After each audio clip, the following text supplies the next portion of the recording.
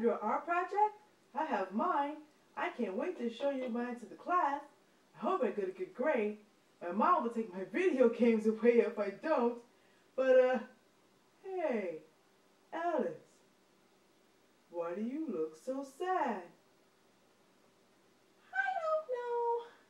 I'm just sad. Oh, Alice, I don't want you to be sad. Thanks, Kevin. Hey, you want to know what I did when I was sad?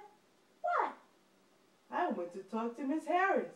She talked to me about why I was sad, and then I felt better. Hey, maybe if you talk to her, then you'll feel better too. I don't know. I'm afraid if I talk to her, people will think I'm weird. I thought so too at first, but Miss Harris is super cool. She pinky swear not to tell. Really? That is pretty cool. I'll go talk to her right now. Okay, see you later. Okay, see ya.